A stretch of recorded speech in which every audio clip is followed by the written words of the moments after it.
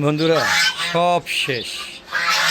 আমার এই রকম ভাইরা যে অ্যাটাক করে পুরো ছাদটাকে যে খালি করে দিবে, এটা আমি কল্পনা তো ভাবিনি। আপনারা দেখতে পাচ্ছেন আমার ছাদে, আগে ভিডিওগুলো দেখবেন যেভাবে হাঁস মুরগি ছিল, বিশেষ করে টার্কি মুরগি, তিতি মুরগি, ফার্মি মুরগি, তারপর দেশি মুরগি, হ্যাঁ কিচ্ছু না, সব মারা গিয়েছে। যে এই একটা মুরগি, দেশি মুরগি বেঁচে আছে, কারণ এটা পূজা মুরগি দেখে বেঁচে আছে, বাইরে তো অ্যাটাক করতে পারে না। আর বাকি যা আছে সব শেষ।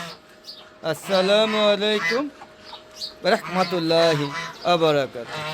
হ্যালো দেখো, পক্ষ থেকে সাদ বাগানের সবাইকে স্বাগতম। বন্ধুরা এই যে ছাদে আসলাম, ছাদে ঢুকলে বুক ফাইটটা কান্দন আসে, মনে হয় যে গলা ফেলে যে চিকে পারতে পারতাম তাহলে ভালো লাগতো। দেখেন এই আমার রাজহাঁস কটা বেঁচে আছে, আর এই যে কটা চীনা হাঁস বেঁচে আছে। মোট কথা বড় হাঁসগুলো তেমন কোনো ক্ষতি হয় নাই, কিন্তু আমার যা সর্বনাশ হওয়ার হয়ে গিয়েছে, পুরা ছাদ খালি। এই যে একটা মোরগ, হ্যাঁ মোট 3টা মোরগ বেঁচে আছে, একটা আর ও যে একটা, 2টা কানা, 2টা মনে হচ্ছে 4টা মোরগ বেঁচে আছে। ও যে একটা প্রতিবন্ধী মোরগ, ও যে নিচে পলায় আছে।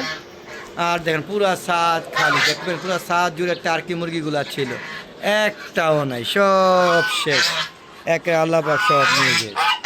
হ্যাঁ সময় মতো ভ্যাকসিন দিয়ে নেই, কিন্তু পরবর্তীতে ভ্যাকসিন দিলেও আর সেটা ধরে রাখতে পারে না। যে একটা 4টা, এই 4টা মুরগি ছাড়া আর আমার সব ধ্বংস হয়ে গেছে। বন্ধুরা এইভাবে যদি হাঁস মুরগির থেকে হাঁস মুরগিগুলো মারা যায়, তাহলে আপনারা বলুন, আমি পরপর এই ছাদে 7 বছর হাঁস মুরগি পালন করি। 2টা বছর খুবই ভালো ছিল, আমার পুরো ছাদ ভরে গিয়েছে, প্রচুর ডিম পেয়েছি, এবং ডিম আমি বিক্রিও করেছি বাধ্য হয়ে, নিজে খাওয়া শেষ করে তারপর যখন উদ্বৃত্ত অংশগুলো আমি বিক্রি করে দিয়েছি। 2 বছর পরে আর 5টা বছর, এই যে প্রত্যেক বছর ভাইরাসে, এই বার্ড ফ্লু ভাইরাস এবং ফাউল পক্স ভাইরাসে আমার ছাদে রাজহাঁস, চীনা হাঁস এবং মুরগিগুলো মারা যায় প্রত্যেক বছর। আমি মেনে এনেছি, কিন্তু কিছু না কিছু রেখে যায়, যেমন 10টা 5টা এবার বাঁচিয়ে রাখে। কিন্তু এইবার যে পুরো ধ্বংস করে দিব, এইটা আমি ভাবতেই পারি নাই। একে পুরো ধ্বংস করে দিয়েছে একদম। আমার রাজহাঁস কটা বাকি আছে দেখেন, 3 2 5টা, আর এই যে চীনা হাঁস কয়টা আছে, আর এই যে মোরগ 4টা, এটা নিয়ে টোটাল 4টা মোরগ বেঁচে আছে, আর এছাড়া কিছুই না। আর কবুতরগুলো, চলেন কবুতরগুলো একটু ঘুরে দেখে আসি। একটু দেখেন কবুতরগুলো দেখাচ্ছি।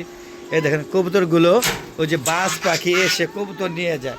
আসলে আমার না শখ থাকলে কী হইব, এখন শখ এরকম একটা অবস্থা হয়ে গেছে, আমি নিতে পারতেছি না। দেখেন এই দেখেন পুরা কবুতরগুলো প্রায় অর্ধেকে বেশি বাজ পাখি নিয়ে যায়, তাই চিন্তা করতেছি কবুতরগুলোকে বিক্রি করে দিব। আপনারা কি বলেন? আপনারা অবশ্যই কমেন্ট বক্সে কমেন্ট করে লিখে পাঠাবেন। দেখেন এই 3টা আমি ছাড়ি নাই, এই শেডে বন্দি ছিল, এই 3টা এখন ও বেঁচে আছে, 2টা মুরগি আর একটা মোরগ। এছাড়া আমার কলম্বিয়ার লাইট ব্রাহ্মা, সিল্কি মুরগি, পলিশ ক্যাপ, তারপরে হচ্ছে শেরামা, মালয়েশিয়ান শেরামা, ফাইটার, তারপরে হচ্ছে জাপানি ব্যান্তাম, কাদারনাথ, টার্কি, তারপরে হচ্ছে তিতি, সব শেষ। আমি একদম ফকির, শখ কাকে বলে, সব মিঠে গেছে। আপনারা বলুন, আপনারা কি নিতে পারবেন? এত কষ্ট এইভাবে ধ্বংস হয়ে যাওয়া আমি নিতে পারতেছি না। যদি বন্ধুরা আপনারা একটা পরামর্শ দেন। আমি ডাক্তারের সাথে আলাপ করেছি, ডাক্তার বলছে এই বার্ড ফ্লু ভাইরাস প্রত্যেক বছরের জীবন থেকে গেলে এরকম দুর্ঘটনা ঘটাবে, তাই বলছে যে এইবার যা আছে, যে কটা বেঁচে থাকবে, এরপর 6 মাস পরে আবার হাঁস মুরগি নতুন করে আপনারা কিনবেন বা বাজারে থেকে নিয়ে আসবেন, অথবা নতুন করে পালবেন। এছাড়া হাঁস মুরগি আর পালতে না করেছে, তো আমার তো ভিডিও দিতে হবে, তাই এই হাঁস মুরগি দিয়ে আমার প্রতিদিন একটা করে ভিডিও দিব। বন্ধুরা প্লিজ আমার সাথে থাকেন, আমাকে ছেড়ে যেয়েন না, আপনাদের কাছে রিকোয়েস্ট। তো বন্ধুরা আজ জানাই চলে যাওয়ার আগে সবার সুস্বাস্থ্যতা কামনা করে আমি আমার ভিডিও শেষ করছি। বন্ধুরা আসসালামু আলাইকুম ওয়া রাহমাতুল্লাহি ওয়া বারাকাতুহু। বন্ধুরা আবার দেখা হবে, খোদা হাফেজ।